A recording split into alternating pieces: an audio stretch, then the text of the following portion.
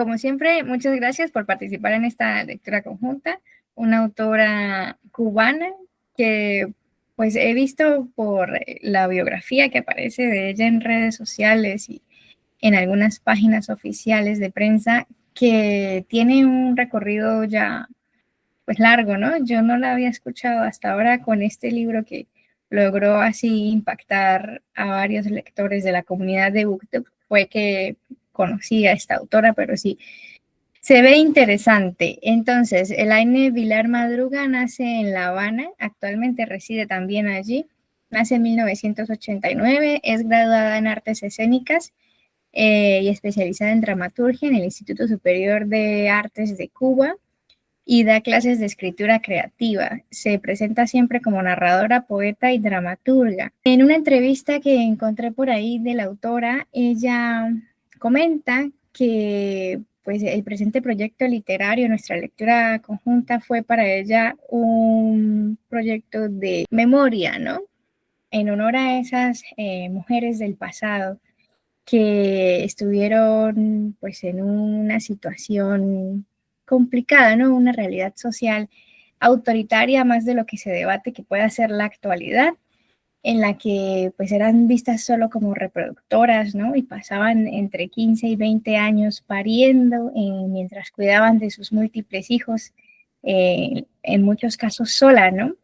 Sin este núcleo familiar y sin apoyo del marido porque el hombre estaba, pues, se le consideraba responsable de otras cosas. Y pues sí, se ve claramente el homenaje en la dedicatoria del libro, ¿no? Cuando dice que este libro es para mis bisabuelas que parieron demasiado y para mis tías que decidieron no parir, ¿no? Porque, pues bueno, ya hablando de bisabuelas, pues estamos hablando de finales del siglo XIX, principios del XX, ¿no? En donde el orden natural era ese, ¿no? Pues tenías que casarte específicamente para eso, ¿no? Incluso en algunos países el número de hijos representaba la masculinidad del padre, cosas así, ¿no? Muy culturales. Entonces ella constantemente en sus entrevistas comenta que quiere rescatar como esa realidad, ¿no? Esa historia silenciada, no porque pues sea subversiva, sino porque pues no se le ha reconocido como debería ser, ¿no? Por eso de ahí es que viene toda esta cuestión de los derechos de la mujer, etcétera. De hecho, ella se proclama como una activista feminista. Entonces, bueno, ahí vemos esta ideología de la autora. De otro lado, Elaine también afirma haber elegido como escenario de la historia la selva en forma de analogía dual. Por un lado, ella quiso destacar la naturaleza mítica e insondable de la selva, ¿no? Que el ser humano pues todavía no es capaz de comprender este escenario 100% ni de explorarlo, ¿no? Pero a la vez es necesario para nosotros, ¿no? Leí en algunos artículos de medios de prensa internacional en diferentes países que esta decisión le ha dado un rasgo de eco-horror al libro, ¿no? Como una especie de venganza de la naturaleza a las consecuencias de las revoluciones industriales y de esa mentalidad de explotación de los recursos naturales sin medida, ¿no? Como esa falta de valoración por ese medio que no es infinito, ¿no? No se regenera mágicamente y una especie de conciencia ecológica, ¿no? Como la naturaleza ya como, no como un medio para un fin, sino como una especie de Dios vengativo, ¿no?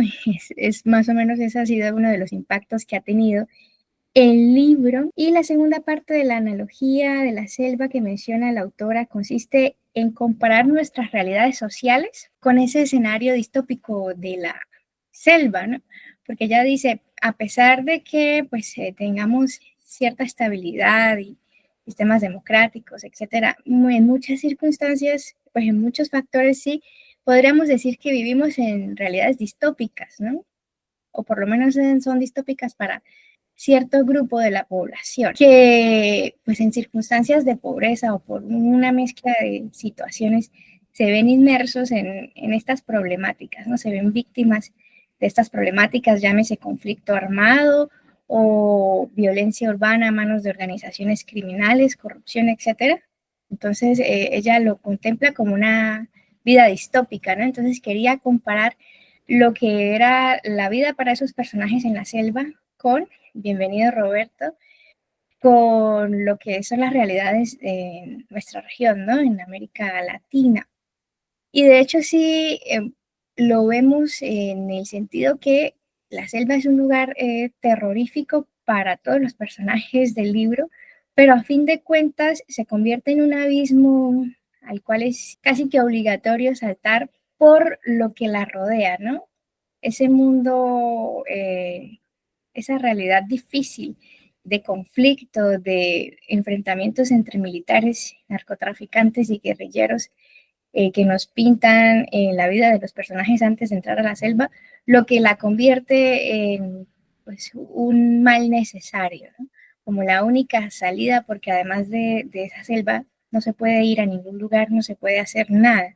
Entonces, por eso los personajes huyen hacia la selva. Termino esta introducción relacionando algo que dijo la autora en una de sus entrevistas, que es el miedo que suscitan algunos hechos históricos, culturales y antropológicos nos sirven como una alarma de lo que no queremos que sea este mundo, ¿no? Ella pues trata de hacer una especie de activismo en varios asuntos en el libro, ¿no? Que el cuerpo de la mujer, ¿no? Porque pues de hecho ellas se convierten en paridoras dentro de esta selva, que se erige como una deidad. La selva no es solo un escenario, ¿no? Es un personaje, como el personaje principal, ¿no? El protagonista, porque llena la psicología de los personajes, juega con esto, ¿no?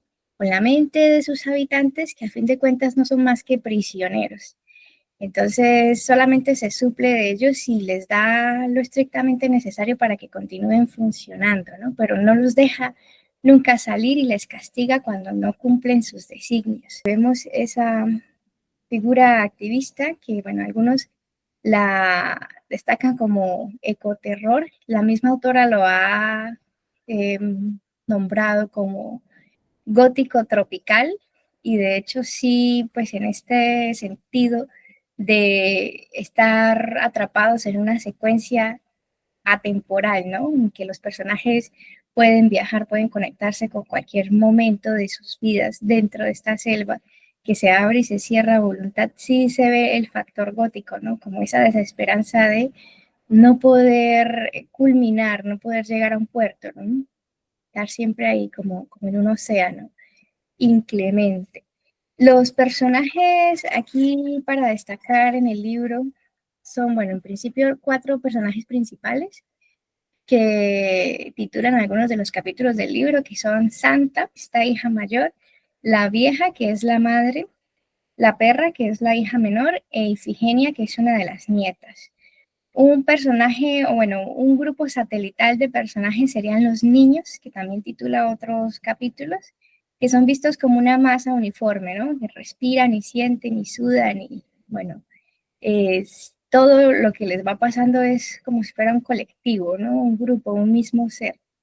Los personajes que pues para mí son un poco secundarios, pero pues también hacen parte esencial de la trama son Lázaro y Romina, esta chica que llega para cambiar el régimen de la hacienda. Y bueno, una protagonista indiscutible, la selva.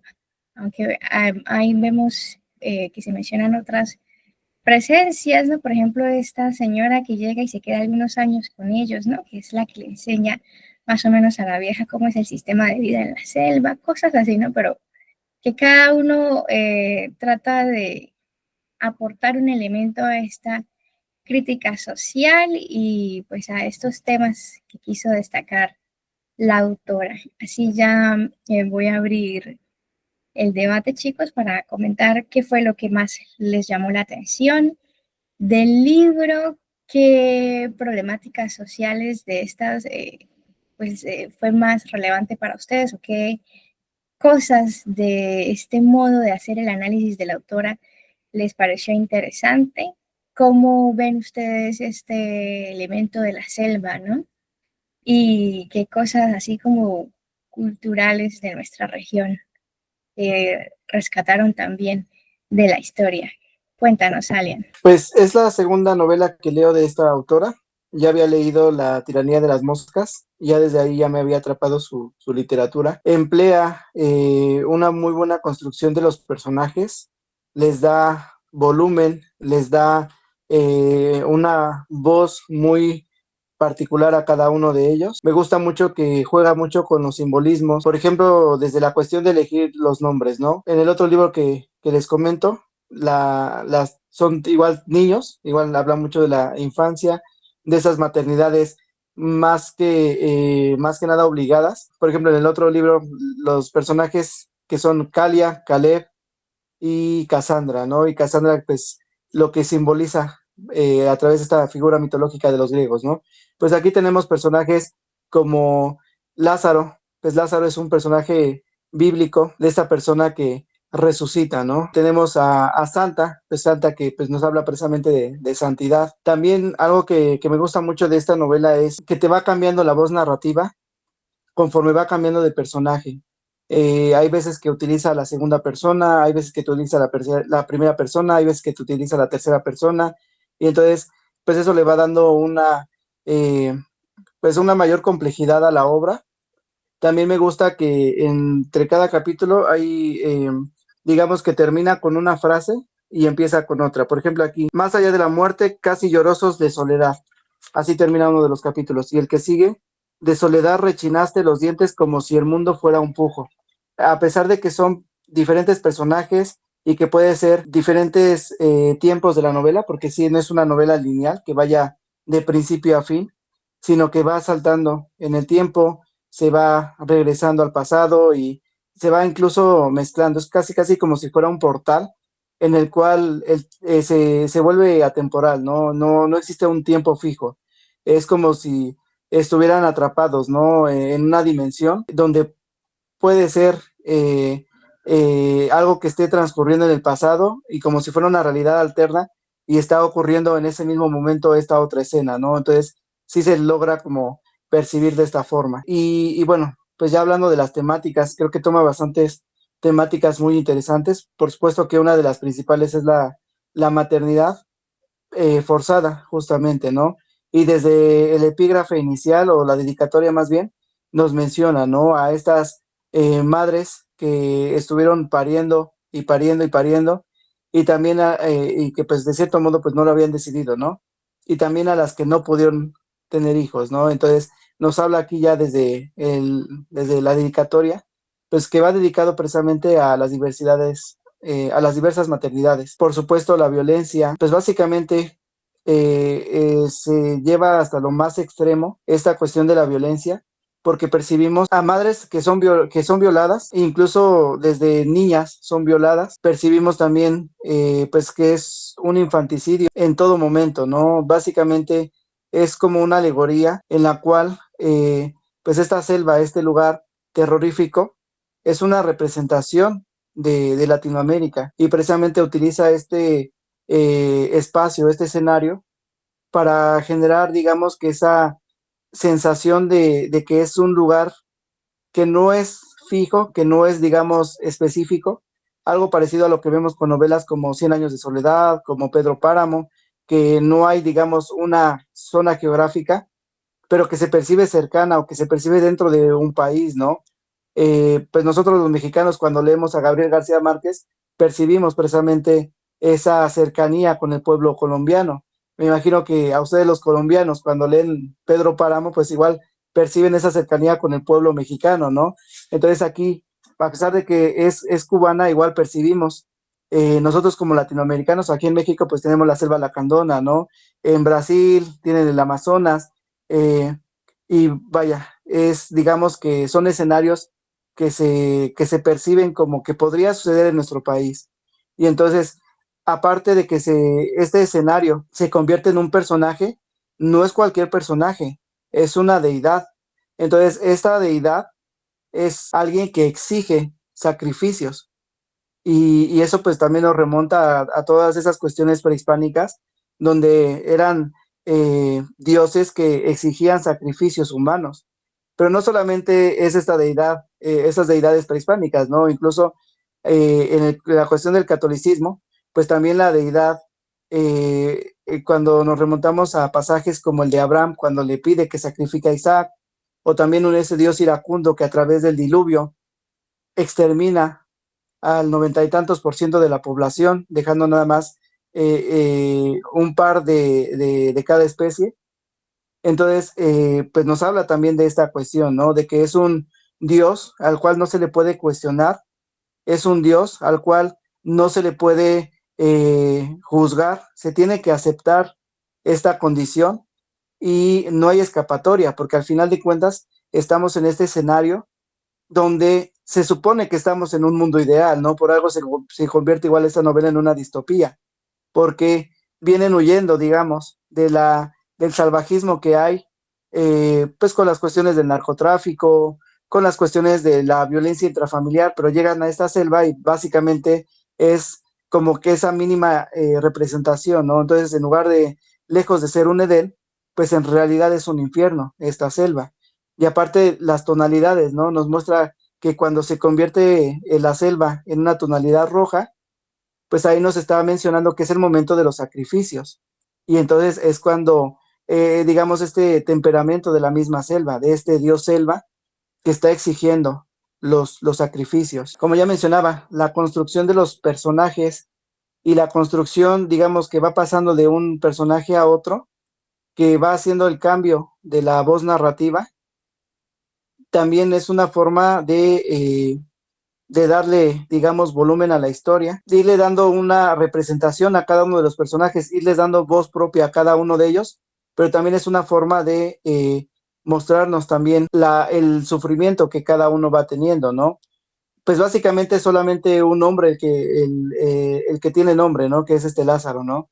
Eh, y pues básicamente es una representación, es como si se le diera una figura, pues hasta cierto punto totémica, por así decirlo, que es, digamos, una representación a través de este hombre, que es el que violenta, que es el que viola, que básicamente es, digamos, igual las mujeres, la única función que tienen es procrear a los hijos, y aparte también nos habla de cómo los hijos son sustraídos de ellas, ¿no? Básicamente es, tienes que parirlos y después se los arrancamos. Y entonces aquí también nos está hablando de, pues, todos pues las personas perdidas, ¿no? Las personas desaparecidas, por ejemplo, ¿no? Nos habla de las personas que se las llevan a la guerra, de las personas que tienen que, digamos, dedicarse a trabajar desde niños. Entonces, nos habla de toda esta cuestión del pueblo latinoamericano, pues a través de esta alegoría. Muchas gracias, Alan. Sí, se rescatan muchas cosas, por lo menos la elección de haber puesto a los niños como los niños, ¿no? Y que son la carne para el sacrificio, ¿no? Y que solamente la carne joven, la carne así tierna, es la que funciona para eso, la que logra saciar el hambre de la selva, ¿no? Tiene una connotación, ¿no? De los niños como, pues, como un objeto, ¿no? Como un elemento para esa familia pues que surgió de forma obligada, porque solamente los toma como el medio para el fin, que el fin es sobrevivir, ¿no? Y este hecho hastía a la madre, ¿no? A la abuela, el personaje de la vieja, pero para Santa es indiferente, ¿no? Ahí viene lo que se decía de diferentes tipos de maternidad. Sí, encontré algunas reseñas en donde se critica eso, ¿no? Que no se ven, pues que esas personas no encontraron a qué maternidades se referían, ¿no? Pero bueno, sí, sí lo vemos de forma sucinta, ¿no? Esta mujer que viene, pues, como de la urbanidad, con su hija, que viene embarazada sin saberlo, escapando de peligros inminentes, ¿no? Porque recibe una amenaza tácita del militar y tuvo que, bueno, una amenaza muy directa, ¿no? Le apuntaron a su hija con un arma, pero queda la amenaza tácita en el aire de que esta persona, estas fuerzas pueden regresar, ¿no? Y está la niña, ¿no? Y él hace el comentario antes de salir de la casa, que la niña es una ratica muy bonita, ¿no? Entonces ya hay el miedo de que pueda ser violentada en el futuro y también se siente culpable por haber delatado la información, los nombres, la ubicación de su esposo, de su padre, de estos guerrilleros, ¿no? Entonces no nos dicen exactamente qué es lo que está pasando, pero sí hay una situación de conflicto. Los agentes son guerrilleros militares y narcotraficantes, ¿no? y también ponen a estos proxenetas, ¿no? Estas redes de tráfico de mujeres, que siempre donde hay guerrilleros, militares y narcotraficantes en ese escenario de conflicto va a haber ese sistema de explotación sexual, ¿no? Ponen a las chicas, ¿no? A las chicas pobres que ven esto como una forma de vida más fácil, ¿no? Que simplemente casarse y depender de un hombre que sabrá Dios en qué momento se vaya o se lo lleven, ¿no? Porque también estaba esto de encontrar los cuerpos ahí masacrados a las orillas de la selva, ¿no? Que de las trabajadoras sexuales, que de los guerrilleros, que de las personas que los militares necesitaban desaparecer, las personas que los narcotraficantes necesitaban desaparecer.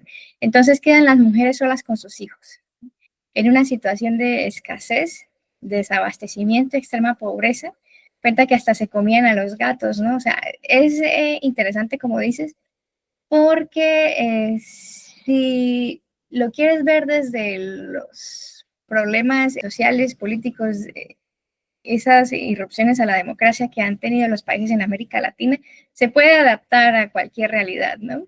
No porque haya pasado exactamente lo mismo, sino porque pues hubo un escenario así en casi todos los países de América Latina, ¿no? Y también si comparamos pues esa ciudad que limita con la selva, también se puede comparar, bueno, también se puede pensar en escenarios actuales que están separados de las urbes, ¿no? De las ciudades principales, que se rigen más por como por esa ley antigua, como por esa ley social que ya venía de antes, ¿no? Porque las instituciones no llegan hasta allá, o no hay suficiente presupuesto, mucha corrupción, bueno, poblaciones que viven así, ¿no? Todavía, a merced de estos agentes, ¿no? Que agentes políticos, policiales, militares, o guerrilleros, etcétera. Entonces es adaptable, ¿no? Se ve, se rescata la realidad de la región. Y otra cosa que también mencionó la autora en su entrevista, pues en la entrevista que vi, es que en Cuba no hay selva, ¿no? Ella escogió la selva primero para darle una identidad femenina a esa deidad y segundo para rescatar la geografía latinoamericana, ¿no? En Cuba lo que hay es monte y de hecho ella dice que el monte es una deidad en esta religión africana, pues en esta tradición africana religiosa que se mezcló con el catolicismo y estos cultos, estos ritos cubanos, ¿no? Entonces ella rescata la identidad de eso, ¿no? Del monte como Dios, pero le da una identidad femenina y lo transforma en selva y lo vuelve así como dices, ¿no? Como un agujero de gusano, se abren, se cierran portales, pero no sabes hacia dónde estás yendo y no puedes salir, ¿no? Una vez entras ya no hay retorno. ¿Qué otra cosa? Bueno, mientras voy recordando, te cedo la palabra, Heiser. Hola, Estefi. Pues mira, yo debo decir que, bueno, este tipo de lecturas no son de mis lecturas preferidas. Debo aceptar, y de hecho lo puse en mi Goodreads, no sé si me gustó o no me gustó la historia. Esa es la verdad. Me parece que la escritura de la autora es muy buena. Voy a hablar primero de ella. Me gusta la pluma de la autora, me gusta cómo lleva su prosa.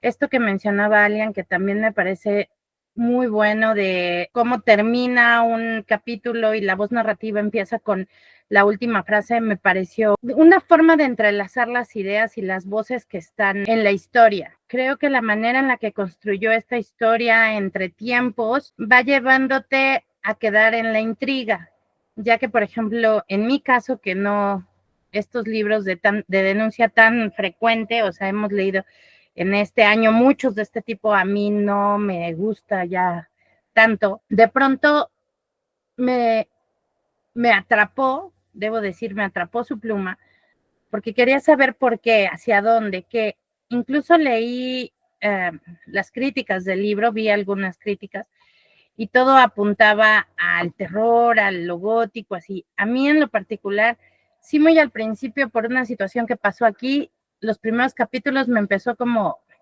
a incomodar, mejor, más bien dicho, en lugar de dar miedo, incomodar, y era noche, entonces lo dejé. Sin embargo, me quedé con la duda y quise seguir leyendo.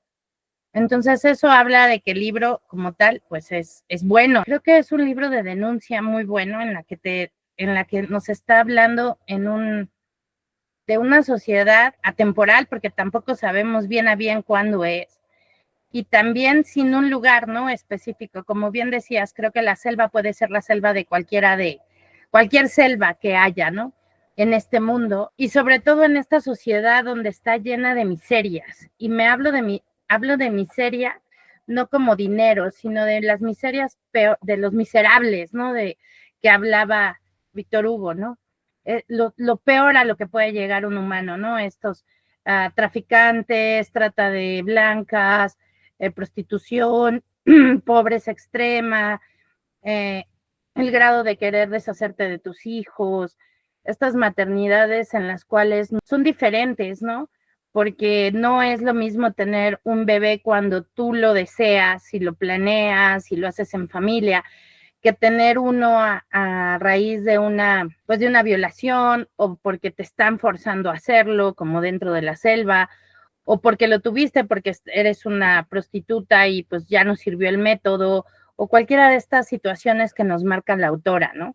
Creo que son maternidades muy distintas y que ella denuncia aquí, y que a final de cuentas crea vínculos con sus hijos, y que esos vínculos son difíciles de mantener porque hay un sentimiento de rechazo desde el primer momento, ¿no? Cosa que las que somos mamás, pues no, nos es difícil entender ese rechazo, porque sabemos lo que es el quererlo, ¿no? El tenerlo dentro, el sentirlo dentro. Entonces creo que ese es uno de las cosas que denuncia aquí.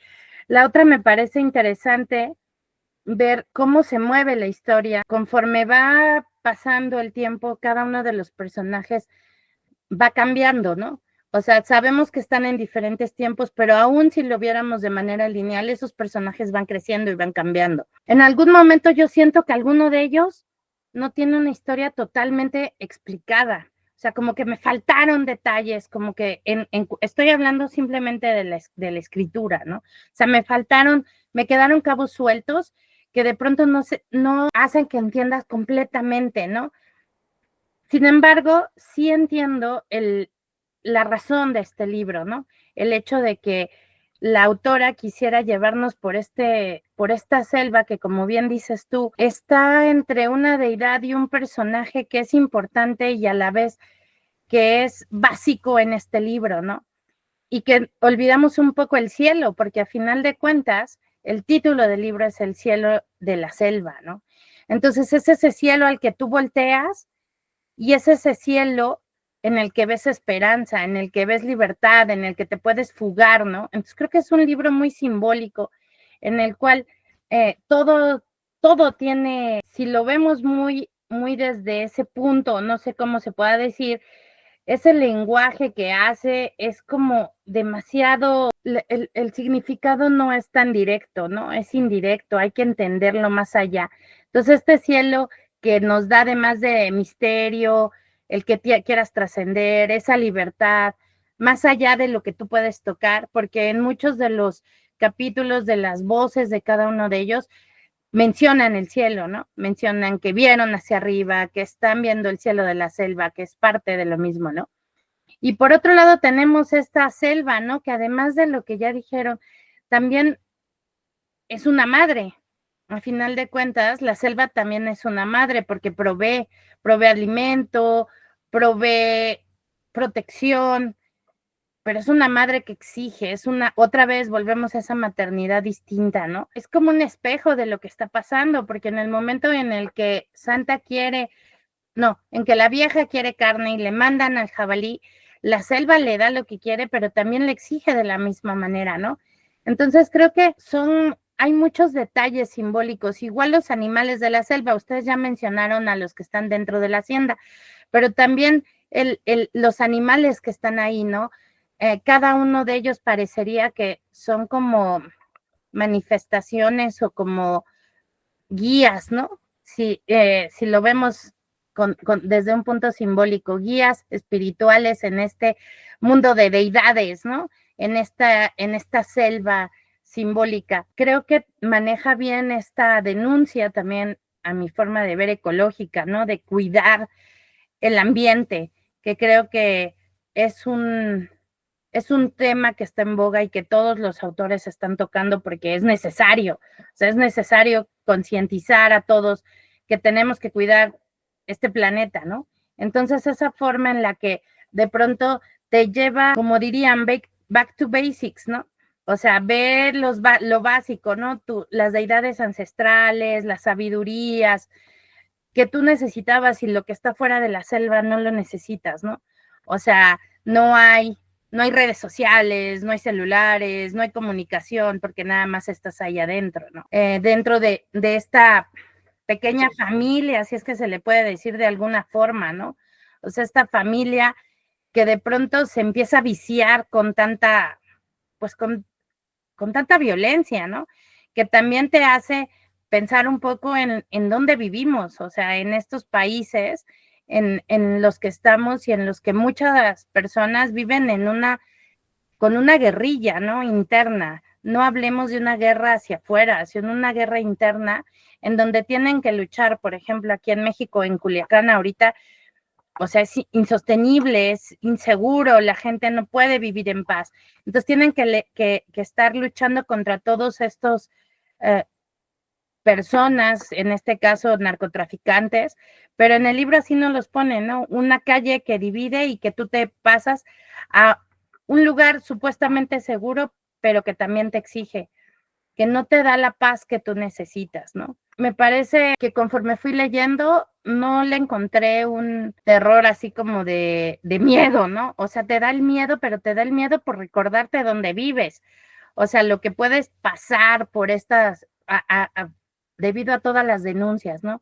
Este mundo inseguro, más bien, de esta inseguridad en la que te puedes caer tú o cualquiera de tus familiares y que mucha gente está viviendo. Entonces, me parece esta denuncia, hay cosas que no me gustaron en cuanto al lenguaje, aunque entiendo que lo manejan así para que sea incómodo, porque a final de cuentas estás a ciertos niveles en donde esa es la forma de hablar. En la historia, como digo, me parece interesante cómo manejan a cada uno de los personajes y también mencionan algo que no se menciona tan frecuentemente, ¿no? Que es cuando entras a la menopausia, o sea, que ya no eres una mujer fértil, que ya no eres aquella que provee, que empiezas a ser vieja, pero a final de cuentas no lo eres como tal. O sea, sí empieza tu cuerpo a envejecer, pero ahora es otra etapa de la vida de la mujer, ¿no? Esta etapa ya no fértil, digamos, ¿no? En donde ya no sangras, en donde ya no le vas a dar, pues, sustento a la selva. Sin embargo, tú ya eres sabia, ¿no? Para poder decirle a los demás cómo actuar. Incluso la vieja empieza a decirle a la hija que empieza a perder el rumbo, ¿no? A perder ese rumbo que ella logró llevar de manera adecuada, ¿no? También habla de esta atracción, ¿no? O ¿cómo podríamos decirlo?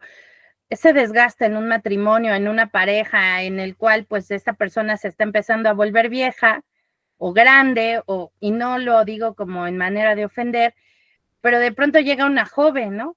Entonces, recordando alguna película por ahí de estas románticas, decían la vaca nueva, la vaca joven y la vaca vieja, ¿no? Entonces llega de pronto una joven que tiene todo el cuerpo turgente, los senos, y entonces tienes a un hombre que empieza a sentir atracción por ella, aun cuando ame a Santa, ¿no?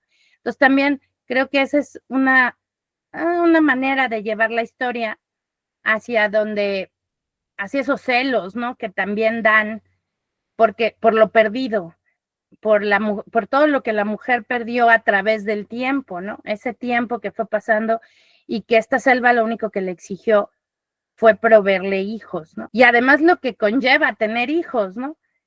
Sin entrar mucho a detalle, el dolor, el desgaste, ¿no? El que a final de cuentas el cuerpo cambie, no queda igual y por tanto es muy fácil, y lo digo así no como una burla, que el hombre de pronto fácilmente voltea a la otra, ¿no? Porque pues es su primer embarazo y el cambio entre tantos hijos pues es evidente, además del tiempo. Entonces creo que aquí también el tiempo es un punto relevante que no se menciona, pero en realidad sí se lleva, porque nos está llevando entre tiempos. Creo que es un libro que te hace pensar en dónde estás.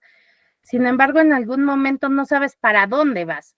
Y eso es a lo que a mí me pareció un poco, no sé, un poco confuso, pero después entiendes por qué lo lleva hasta ese punto, ¿no? Porque va explicando casi al último el inicio de esta historia, cronológicamente hablando.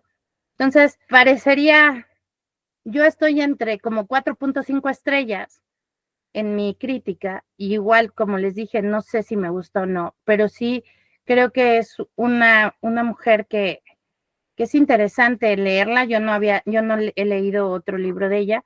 Me parece que voy a intentar leer el otro en uno de estos espacios que me dé entre tanto libro. Todo lo que nos presenta podría estar en cualquiera de las selvas de nuestro mundo, ¿no? Y sobre todo de Latinoamérica.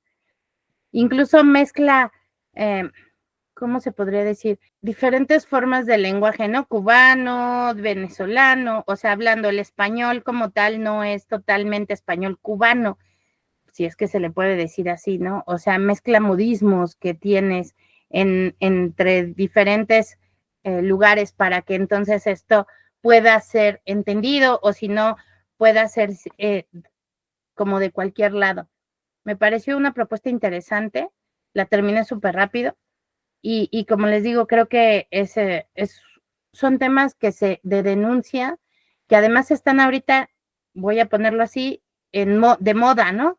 Y en boga, todo lo que son las mujeres, y es como el cute. No lo estoy criticando como malo, simplemente lo estoy diciendo como parte de lo que está sucediendo, ¿no? Y me pareció una buena forma de hacerlo. Muchas gracias. Gracias, Hazel. Las maternidades, sí, que dicen que se abordan muchas maternidades y encontré algunas reseñas que dicen que no, pues es como lo dices, ¿no? Que son las maternidades en situaciones extremas, lo que la autora trae, ¿no? Las maternidades en pobreza y necesidad. Está, bueno, la madre sobreprotectora que intenta hacerlo bien, está la vieja cuando era joven, ¿no? Y escapa para proteger a la hija, pero después tiene que ajustarse a esa política nueva de esa selva que la forza a reproducirse, y cuando ella ya no puede, pues obliga a la hija, porque siente que es la única forma para que la familia sobreviva, ¿no? Entonces ahora sacrifícate tú. E intentó darle a la hija menor pues una especie de licencia, ¿no? Pero ya cuando la hija mayor se desespera, intenta forzarla y pasa lo que pasa, ¿no? Esta niña se quiebra, pero a ella le duele, ¿no? Pero no puede hacer nada para evitar esta situación. Entonces, vemos una madre que en medio de la situación difícil trata de hacerlo mejor, pero pues le gana esa realidad, ¿no? Vemos también la madre hastiada de la maternidad, la que nunca quiso y se vio obligada, ¿no? En Santa. Este personaje de Santa me hizo pensar en, como decía la autora en la dedicatoria, las bisabuelas, ¿no? Y tenían que tener hijos, parir y parir y parir, ¿no? ¿Cómo habrá sido en esa época, ¿no? Ya después del quinto, el sexto embarazo, pensar que iba a continuar esa situación y que tenía que seguir pariendo y ver a las mujeres de su familia que tuvieron 16, 14 hijos, ¿no? Como se contaba en las historias familiares anteriores, cómo era para esas mujeres tener esa responsabilidad tan grande de estar cuidando a los niños y estar embarazadas. Y bueno, complicadísimo, ¿no? Ese personaje sí me hizo pensar en cómo era antes, ¿no? Y por eso es que ahora la familia se está civilizando, ¿no? Porque ya somos madres por elección y planificamos y tenemos en cuenta que la economía, que el proyecto personal, etcétera, ¿no? Antes esas cosas no existían, ¿no? Era una utopía. Entonces, eso, ¿no? La desesperación de Santa que a tal punto llega que la única cosa importante para ella es Lázaro, pero ya llega un momento en que lo aborrece porque Lázaro es sinónimo de embarazo si no quiere más, ¿no? Entonces, ese es otro tipo de maternidad en la necesidad, ¿no? En la situación difícil. También nos muestran una maternidad adquirida en ese personaje de esa señora que llega y se encariña con la hija menor, Ananda creo que se llamaba, ese personaje que después se convierte en la perra. Me recuerda a mí a esas vecinas, amigas o familiares que ayudaban en la crianza de los hijos, ¿no? Siempre las mujeres dándose la mano antes, ¿no? Cuando la cosa era más grupal, ¿no? Más vecinal, más en comunidad para En ayudar a cuidar, sororidad, ¿no? dime. En sororidad. Eso, para ayudar a cuidar de los hijos de las demás y así también recibir favores y que ayudaran con los propios, con los nietos, ¿no? Pues esos cariños que surgen por esa convivencia, ¿no? Pese a que no sean familia. Bueno, hay cosas rescatables, ¿no? Vemos en la perra la negación rotunda a ser madre, cosas así.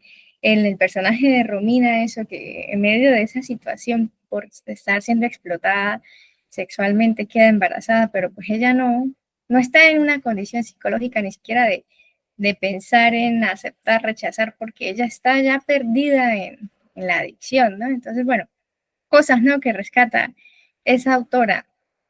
Otra cosa que dijiste de las denuncias, sí, es un libro que para mí no es de horror, como dicen, porque es más un terror así de realidades sociales, ¿no? De la escasez, de la miseria, como dices, ¿no? Entonces, es un libro incómodo. A mí los capítulos más incómodos me parecieron los de Ifigenia, tal vez porque era una niña que ya estaba afectada como por ese ambiente de violencia y adquirió como una especie de personalidad malévola, ¿no? Esa niña que sacrifica a su hermana porque quiere ganar tiempo para que no la sacrifiquen ahí, quiere vivir más, bueno, esas cosas, ¿no? Se ve como la infancia es traspasada, la inocencia de la infancia, por la situación de violencia, ¿no? Por el contexto en el que está. Y finalmente lo que dijiste de las mujeres menopáusicas, sí, es un tema así que se queda pairando en el aire. Es complicado, ¿no? Porque incluso no necesitas ya llegar a cierta edad actualmente, ¿no? Para tener esos conflictos conyugales, ¿no? Porque es difícil, ¿no? La cultura, la costumbre, todo influye, ¿no? Entonces es todavía un tema tabú, lo considero, porque la belleza del cuerpo femenino tiene una caducidad temprana, mientras que en el cuerpo masculino las exigencias son menos, ¿no? Incluso el mismo personaje de Lázaro decía, era 9 años menor que Santa, sí, pero ya rozaba una edad madura, ¿no? Pero él decía, yo no estoy viejo, ¿no? Santa que ya perdió la juventud, pero yo no lo estoy. Y es cuando llega Romina que se da cuenta de su situación, ¿no? De su condición de vejez. Por todo, porque ya tiene más pudor, porque no puede alcanzarla, porque siente que la quiere consumir, ¿no? Dice, yo quiero la juventud que se aloja en sus riñones, ¿no? Algo así. Lo dice el mismo personaje, ¿no? Entonces es como si fuera un vampiro que quiera absorber eso porque pues además de la atracción física, siente que está perdiendo eso y quiere recuperarlo de alguna manera. Entonces, todo eso es interesante. Creo que primero levanto la mano Alian y después Roberto. Sí, bueno, hace unos días tuve la oportunidad de volver a reunirme en otro club con la escritora Suset Zelaya y precisamente platicábamos de este libro de El cielo de la selva, que pues básicamente son dos libros que entre ellos mismos conversan. Los dos tienen un escenario que se convierte en un personaje. Los dos hablan precisamente también de esas maternidades forzadas. Los dos hablan de violencia. Los dos hablan de destierro también. Creo que es otro de los temas que no hemos profundizado mucho, pero pues también, pues básicamente es como este pequeño terreno en donde están viviendo, esta selva donde están viviendo, que básicamente es como el último refugio que tienen después de haber sido desterrados, ¿no? Y que de cierto modo, pues no son bien aceptados por la selva, ¿no? Porque ahí les está exigiendo estos sacrificios. Y haciendo el comparativo con el de Nosotras, de Suset Zelaya, donde nos habla precisamente de este pueblo que está siendo despojado. Aquí es a través del gobierno, ¿no? Acá en el caso de Nosotras. En el caso del cielo de la selva, pues es a través de, como ya mencionábamos, de estos sicarios, de estos que llegan y se apropian del lugar y empiezan pues a ejercer, digamos, su poderío, ¿no? También otro de los temas es, digamos, que la corporalidad, lo vi también en el otro libro que leí, que fue el de La tiranía de las moscas, donde se utiliza el cuerpo femenino, se sobreexplota para mostrar precisamente cómo, bueno, aquí en este caso, pues al final de cuentas, desde las primeras 2 páginas, creo, es cuando menciona esta viejita que está prácticamente desnuda, y es una forma de mostrar como que lo grotesco. También es una autora que juega mucho dentro de encontrar lo bello en lo grotesco y encontrar lo grotesco dentro de lo bello, ¿no? Me hizo recordar igual un cuento de Jazmín García, que es el de La belleza de sus ojos, que igual juega mucho con esos contrastes. Y eso pues también es parte de los mismos elementos de las novelas góticas, donde se logran estos claroscuros, que viene precisamente de esta arquitectura, pues que recordemos de ahí de tiempos de hace 3, 4 siglos en Francia, que es donde empezaba este tipo de corrientes. Y pues también nos muestra eso de la corporeidad, como ya mencionaba, esta sobreexplotación del cuerpo femenino, estar constantemente y que de cierto modo no, digamos, no les da tiempo de tener incluso la cuarentena, y es algo muy común que sufren de eso, de que tienen hijo tras hijo, tras hijo, tras hijo, tras hijo, en el cual ni siquiera tienen esa cuarentena de descanso, ¿no? O sea, casi casi de que te embarazas y al otro día otra vez ya están siendo sobreexplotadas. Hay algunas zonas donde es todavía peor, ¿no? Hay, por ejemplo, en China, eso lo leí en un libro que se llama Nacer Mujer en China, donde se menciona de un pueblo en la montaña, donde básicamente las mujeres son utilizadas de esta forma, no solamente para parir hijos, y es terrorífico como desde adolescentes, desde niñas empiezan, y prácticamente hasta que ya no tienen la función de procrear hijos, ¿no? O sea, prácticamente toda la vida teniendo hijos. Yo no considero que sea un tema de moda, si bien es cierto que hay un auge de unos 5, quizá 10 años para acá, donde hay una mayor difusión de autoras latinoamericanas que tocan esos temas, pues llámese Mariana Enríquez, llámese Fernanda Ampuero, llámese Lola Ancira, llámese Suset Celaya, o sea, todas esas autoras que están cobrando mucho auge, pero no significa que no existiera, incluso dentro del boom latinoamericano, en esas épocas de los famosos cuatro canónicos, también existían mujeres como Rosario Castellanos, donde también nos muestra ese tipo de lugares. Aquí a lo mejor, pues aquí sí lo podemos comparar con la selva lacandona, con esta zona de Chiapas, donde también hay pues mucha violencia. Igual en los convidados de agosto, por ejemplo, hay algunos cuentos donde también se habla de estas mujeres que son vendidas desde eh, niñas, para que al final de cuentas no tienen un derecho a elegir una pareja, ¿no? O sea, son vendidas y con la situación de que pues tienen que procrear hijos, ¿no? Y los hijos que el marido quiera, y los hijos que eh, igual esta noción del arraigo religioso, donde se lo dejan al destino, ¿no? Son los hijos que Dios me manda. Nos habla también de esa enajenación a través de la misma religión, y es otro de los temas que toca, ¿no? Como ya mencionaba, desde la elección de los nombres, Santa, Lázaro, también esta forma de atribuirle a la selva, es una especie de dios pagano, y también digamos que esta situación donde no hay forma de replicar, no hay forma de decir es que no puedes ir en contra de la naturaleza, ¿no? Al final de cuentas, Dios se manifiesta también a través de la naturaleza, y es esta naturaleza que pues que exige los sacrificios. Gracias, Alian. Sí, aquí rápidamente, antes de darle paso a Roberto, me recordaste que la autora dijo que esos 3 libros son una trilogía autoconclusiva, o sea, cada uno acaba con su historia, pero son un homenaje a la femineidad. El primero es el que ya leíste, La tiranía de las moscas, el segundo es El cielo de la selva, y el tercero es el más reciente y el más largo de la autora, y el de Hembra, que está casi 900 páginas, creo, y está protagonizado por una mujer mesías en contexto rural latinoamericano. O sea, no sabría cómo ella empalmó todos estos elementos, pero suena interesante.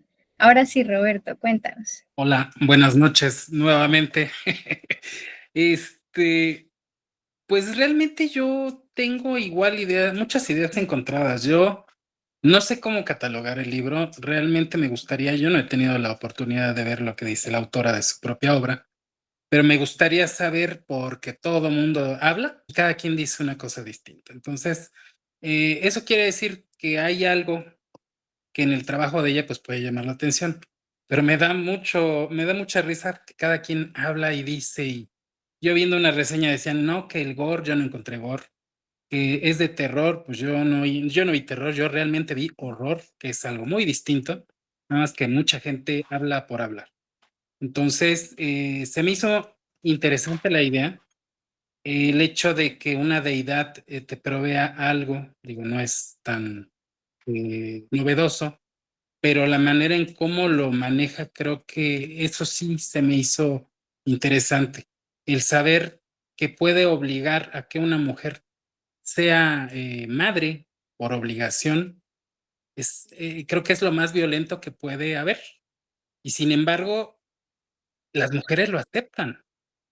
Eso es algo muy contradictorio, ¿no? Porque el llenarse de este discurso de yo decido sobre mi cuerpo, pero en el momento en que las condiciones cambian y dices, te ves forzada, y de igual manera, ¿no? O sea, se habla mucho del discurso de sororidad, pero aquí lo vemos, la sororidad sale por la ventana cuando entran otros problemas, ¿no?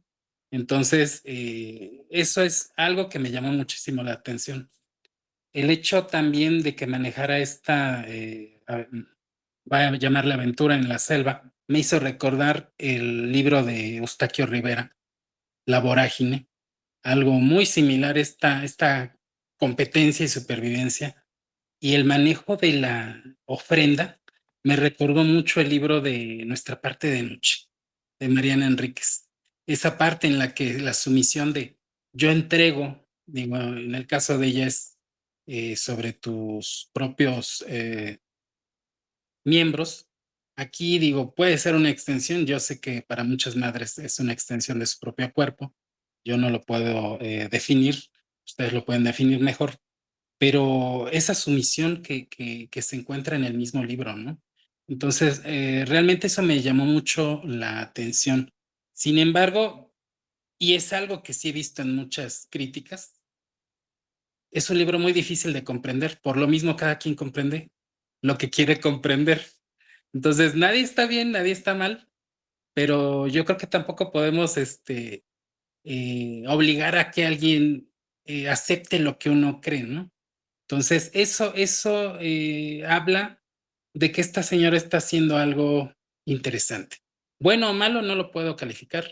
Yo no tengo la calidad ni los estudios, y si los estudiosos aún ni siquiera se ponen de acuerdo, pues es de llamar a la atención, ¿no? Habrá que ver qué es lo que más hace la señora. Yo no soy partidario mucho de la literatura cubana. Tienen una peculiaridad muy especial, que es esto que tiene esta mujer. Eh, Se me hace muy difícil a mí la literatura cubana. Desde José Martí, pasando por se me fue este nombre, no recuerdo si es Cabrera, y algunas otras damas. Realmente no he leído demasiado de ellas porque efectivamente a mí no me cuadra. Yo realmente me aventuré porque pensé que era colombiana la autora, y cuando lo descubrí dije, oh, por Dios. Dije, bueno, pues hay que darle la oportunidad. Entonces, eso es lo que yo puedo destacar. Sí, reitero el hecho de que cambie de voz, de narrador, y el hecho de algunos personajes que van apareciendo a mí sí se me dificultó. Porque dije, a ver, espérame, ¿quién dice quién? ¿Qué dijo qué? ¿Qué pasó? Yo creo que eso puede ser lo más difícil de la propia obra. Y eso, Steffi. Gracias, Robert. Sí, sí, lo que dices, que el discurso actual dice una cosa, pero si cambia la situación, claro que pues cambia, ¿no? Las acciones de las personas, ¿no? Por eso me parece interesante que la autora recalca en sus entrevistas que ella siente que nosotros vivimos en escenarios distópicos, ¿no? Claro que no todo el mundo tiene una vida así, pero sí hay grupos sociales marginados que viven eso, ¿no? Entonces, pues es interesante, ¿no? Interesante ver que tenemos una idea de modernidad y civilización y desarrollo, pero pues a fin de cuentas no es ni tan así, ¿no? Y así nos toca seguir porque pues no podemos aquí sentarnos a esperar que la cosa cambie porque eso va a tardar generaciones en que sea como, pues como el ideal, ¿no? Entonces ahí vamos. Sí, lo que dijiste en la literatura cubana me llamó la atención porque yo no sentí un estilo parecido, pero sí sentí, como dijo Hazel, un poco de incomodidad. Y lo mismo me pasó con este libro, es que se me olvida el nombre, El Paraíso, alguna cosa, creo que es de José Martí, que ha sido el único libro de literatura cubana que he leído, como muy crudo, ¿no? Tal vez por eso es que a mí pues me pareció un poco incómodo, pero sí me llama la atención lo que dices. Bueno, tengo en fila a Aide. Hola, buenas noches. Los he estado escuchando atentamente. Es una lectura que me costó muchísimo trabajo iniciar varias veces.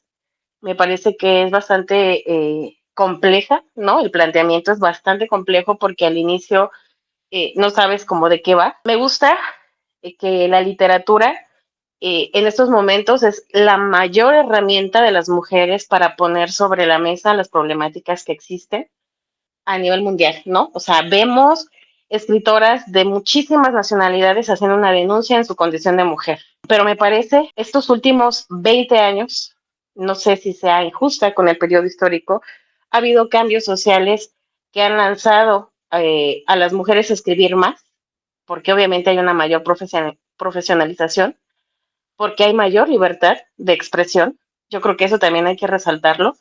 Sí, ya alguien mencionaba a escritoras como, y creo que ahorita lo acaba de mencionar en el chat, como Adela Fernández, Inés Arredondo, Elena Garro, Rosario Castellanos, Bombal, pero también hemos visto estos estilos en donde, por ejemplo, Cristina Rivera Garza denuncia un feminicidio.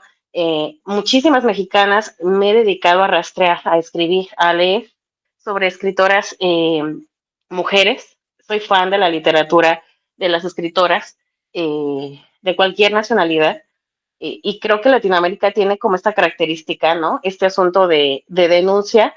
Y en este libro se mezcla no solo el hecho de la feminidad, del ser mujer, sino también en el marco de una condición de pobreza. O sea, el factor económico es fundamental para otorgarle una interpretación distinta. Y qué bueno que este libro nos haga opinar lo que queramos y que nos haga opinar opuesto uno a las otras, los puntos de vista, porque entonces quiere decir que nos está generando un ejercicio de reflexión y de análisis y de percepción de la obra, y puede no gustarnos o puede incomodarnos, porque además mencionarles que cuando estaba leyendo este libro y estas referencias como al asunto del placer, al asunto sexual, al asunto de la corporidad femenina, yo decía, ¿qué estoy leyendo? O sea, ¿de qué es esta hilación de conceptos, de planteamientos, de descripciones, de sensaciones que me hace sentir?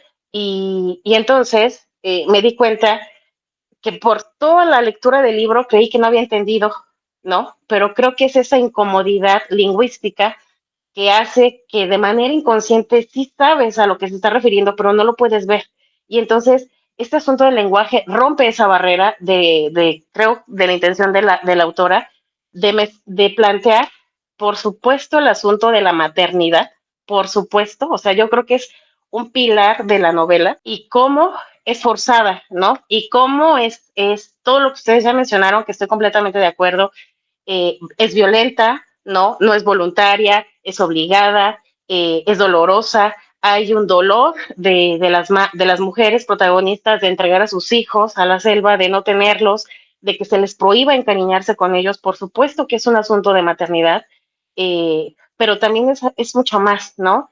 Eh, este asunto, por ejemplo, donde mencionan el consumo de la cocaína o de algunos otros elementos ahí de estas plantas que generan cierto placer para evadir esa realidad de abuso, ¿no? esto que tú mencionabas, Stephanie, sobre Ifigenia, el ser una niña y escuchar tu opinión me hizo recordar estos pasajes en donde pues vemos, escuchamos y tenemos conceptos ahí muy específicos sobre la sexualidad que aterrorizan, ¿no? Efectivamente, lo que me provocó toda la lectura de esta obra fue el terror, eh, la náusea, o sea, me hizo sentir muchísimas cosas. Eh, el el hecho de que esta autora lo plantee sin saber la nacionalidad, desconocía de dónde era, tenía la idea de que era latinoamericana, no me gusta andar leyendo como sus biografías ya hasta que termino el libro, me deja esta doble sensación, una como de que no entendí nada y después, ya cuando llegué al final, dije, claro que lo entendí, pero lo estuve bloqueando, ¿no? Y estos libros, yo creo que es una fuerte crítica al status quo, porque lo que hacen es derribar la idea de que todas tienen derecho a alzar la voz y todas pueden salir a manifestar y buscar la equidad, etcétera, etcétera. O sea, estamos viendo que en Latinoamérica, porque voy a hablar como de esta realidad inmediata, y de hecho hasta soy petulante porque tengo que hablar solamente de mi entorno, como mi país o mi estado, pues están las mujeres que no tienen conciencia de los derechos, de lo que es el trato digno, de lo que ya mencionaban, de lo que es tener reposo después de un parto, de no estar sirviendo siempre a los demás después de todavía parir, ¿no? Por ejemplo, de que las niñas no se tocan, por ejemplo, que es como opuesto a lo que se menciona en la obra. Y entonces yo creo que para ya concluir este recurso lingüístico tan fuerte, tan incómodo, es la manera que tiene la autora de abordar esto que todos sabemos que sucede, pero que negamos o justificamos, ¿no? Ya sea bajo la idea de que ella se lo buscó, ¿no? Ellas así lo quieren, así lo construyen, así lo desean. Y entonces qué bueno que esta escritora nos hace tener estas posturas radicales porque quiere decir que lo está logrando. Es decir, que está denunciando una realidad para ella en su entorno y que ahorita que das el dato, pues nunca me imaginé que fuera cubana, porque lo que pasa ahí sucede aquí en Oaxaca, sucede aquí en Chiapas, aquí en Guerrero, hablando de territorio mexicano. No quiero ni siquiera imaginarme en la frontera, ya de lo que es Sudamérica, Guatemala, Belice, Honduras, en fin, pues podemos recorrer hasta la Argentina, ¿no? Podemos irnos hasta allá y entonces, pues tú mejor que nadie lo sabes, Colombia, por ejemplo, ¿no? Es decir, este asunto de alzar la voz de las escritoras que alzan la voz de estas señoronas que se avientan a escribir, a denunciar este ejercicio, no quiero ni imaginar cómo terminan después de hacerlo, pero que finalmente están ahí para hacernos reflexionar y cambiar la perspectiva de los conceptos que creemos que todos tienen acceso y que no es así. Es que estamos muy lejos de que todas las mujeres seamos sororas entre nosotros. Ya quisiéramos primero ser solidarios y luego sororas. Gracias. Gracias, Aide. Sí, sabes, mi papá siempre me decía, bueno, como esos chistes jocosos, ¿no? Que ahora pues no tienen nada de chistoso, pero siempre me decía, ¿quién es el peor enemigo de una mujer? Pues yo me mataba y me partía los sesos pensando y me decía otra mujer, o sea, cosas así, ¿no? Y cuando íbamos a salir y mi mamá se alistaba mucho, cosas así, ¿no? ¿Para quién se alista una mujer? Para otra mujer, cosas así, ¿no? Entonces, son discursos, ¿no? Que lo que dices, ¿no? La sororidad está lejos y tal, ¿no? Pero pues intentamos hacerlo, ¿no? Pero son cosas que tenemos como ahí impresas, ¿no? Porque así ha sido el comportamiento social, ¿no? De alguna u otra manera ha habido una especie de competencia por diferentes circunstancias. Lo vemos, como decía Heiser en el libro, ¿no? Hay la competencia que se da que ni siquiera Romina se entera que hay una competencia, es por celos, ¿no? Porque Santa siente celos de la juventud de Romina y siente celos de Lázaro, pero Romina pues no está ni enterada, ¿no? Cosas así, ¿no? Cosas así son circunstancias que pues han marcado como ese comportamiento en nuestro ADN, ¿no?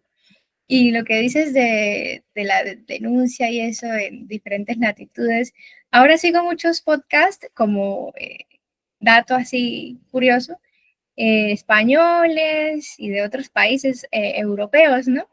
Y después de este movimiento de Me Too, creo que fue en 2017, ¿no? Que artistas y cantantes, mujeres, confesaron haber sido abusadas en la industria o por sus familias o vecinos conocidos, etcétera, fue que se disparó esto de las denuncias sociales.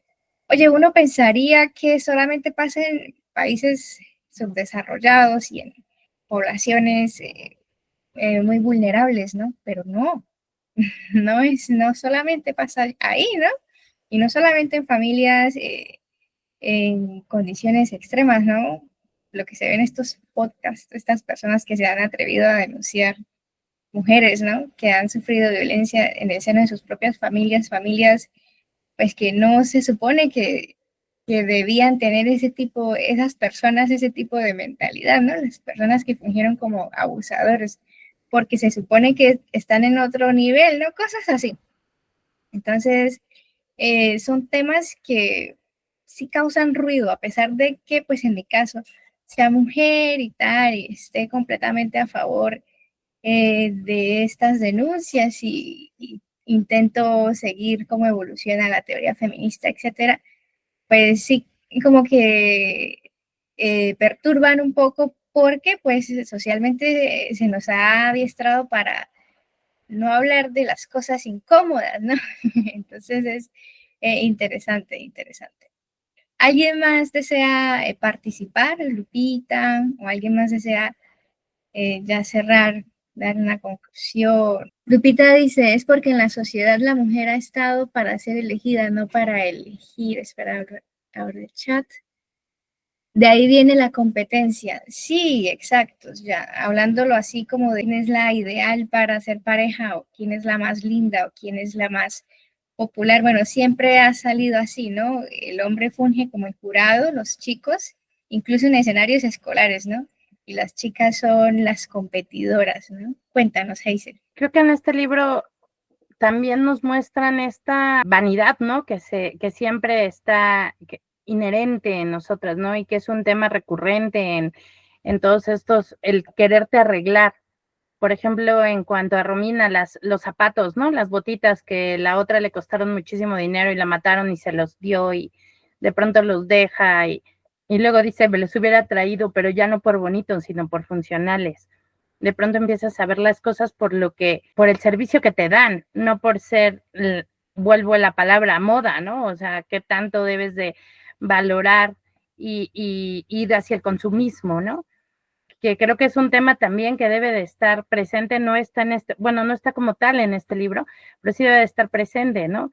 El aprender a ya no nada más consumir por consumir, sino el ser responsables para cuidar este ambiente, ¿no? Que necesitamos cuidar.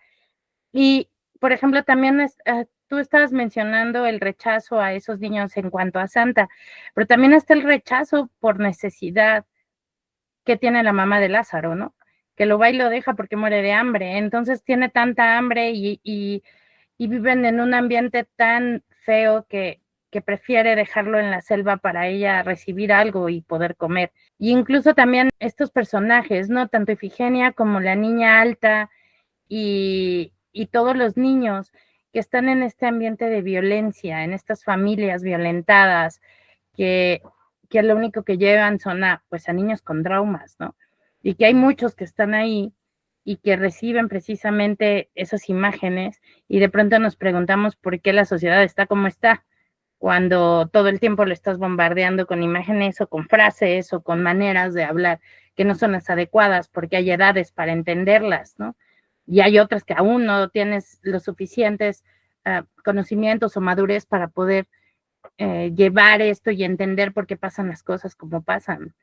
Entonces creo que hay, por ejemplo, hay ciudades o hay pueblos en el norte del país que admiran y quieren llegar a ser narcotraficantes porque simplemente tienen mucho dinero, ¿no? Porque tienen poder, porque controlan, porque los respetan, y esos niños de esos pueblos pobres quieren llegar a ser como ellos, ¿no? Porque ya el superhéroe del cómic o de la película no es real, ellos ya saben que no lo es. Entonces están viendo a estos personajes como ese héroe al que ellos quieren llegar. Entonces eso creo que también es una denuncia que de alguna forma está presente, ¿no? En el libro. Sí creo que es un libro, como dice Aide, incómodo, que te lleva a muchas reflexiones y que te hace pensar en lo que está aquí hablando la autora, ¿no? Denunciándonos. Exacto, Hazel, sí. No tiene nada que ver con el libro, pero me recordaste que ahora, por lo menos en Colombia, se habla sobre la narcobelleza, que es ese estereotipo de la mujer bella, que es la que tiene implantes mamarios, la que tiene implantes en los glúteos, la liposucción es un requisito, o a veces hasta lipoescultura de la narcobelleza, que aumentar aquí los labios. Bueno, las facciones del rostro sí sigue más un estándar internacional, que de hecho internacionalmente se conoce como la chica iPhone. La chica iPhone es esa chica que es ideal para selfies, ¿no? Para aparecer en redes sociales. Pero incluso eso está afectando el ramo de los actores en Hollywood, porque ciertos rostros son muy chica iPhone y no son admitidos para papeles de época porque sacan del contexto bueno, al televidente, por decirlo de alguna manera, ¿no? A quien está viendo la película, ¿no? Entonces, interesante, ¿no? Esos fenómenos son actuales y pues en cada región tiene lo suyo, ¿no? En el caso de Colombia se conoce así como la narcobelleza porque es lo que las chicas, las niñas quieren, ¿no? Porque es lo que les dijeron, sobre todo en esas regiones en donde el narcotráfico tiene más incidencia, es lo que les dijeron que es lindo, incluso siendo adolescentes piden intervenciones quirúrgicas como regalo de cumpleaños. Cuéntanos, Hazel. Ahorita que mencionaste estas narcobellezas y de las series de época, no sé si han tenido la oportunidad de ver La Emperatriz. Es una serie alemana que habla sobre Sisi, y en esa serie salen en algunos capítulos a Carlota y Maximiliano, que pues estuvieron aquí como emperadores en México.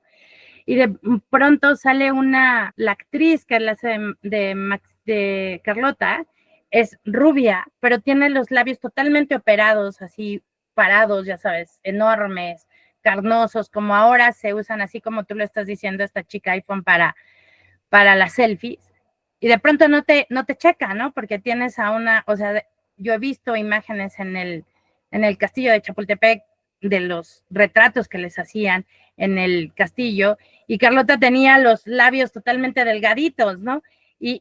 Y no se notaban, y aquí te ponen a esta que, como bien dices, está fuera del contexto, es una chica que no representa lo que era la época, y que sí da de pronto, creo yo, en ese punto, hace que la serie de pronto no te cuadre, aunque es muy buena.